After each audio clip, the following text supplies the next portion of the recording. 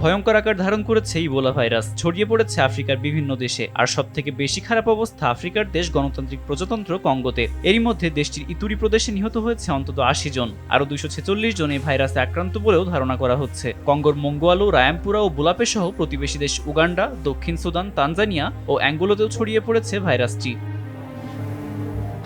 বেশ কিছুদিন ধরে বিশ্ব স্বাস্থ্য সংস্থা সতর্ক করে আসছে হান্টা ভাইরাস ও ইবোলার প্রভাব নিয়ে। এর মধ্যেই ইবোলার প্রভাব এত ভয়ঙ্কর দেখা দিয়েছে যে রোববারই ভাইরাসটির কারণে স্বাস্থ্যজনিত বৈশ্বিক জরুরি অবস্থা জারি করেছে WHO।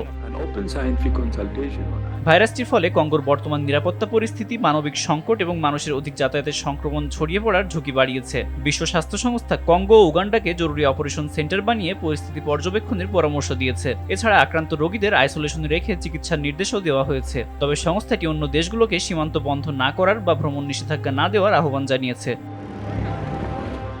ইবোলা আক্রান্ত ব্যক্তির প্রথমে শুরু হয় জ্বর, পেশিতে ব্যথা, ক্লান্তি, মাথা ব্যথা ও গলা ব্যথা, তারপর বমি, ডায়রিয়া, শরীরে র্যাশ এবং রক্তক্ষরণ। ভাইরাসটির জীবাণু বহন করে মূলত বাদুড়। আক্রান্ত ব্যক্তির সংস্পর্শে আসলেও দ্রুত সংক্রমণের সম্ভাবনা রয়েছে, তবে সরাসরি সংস্পর্শ ছাড়া জীবাণু ছড়ানোর সম্ভাবনা কম।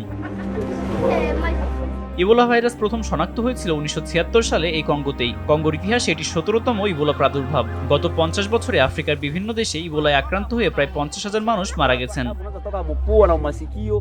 আব্দুল মালেক, RTV।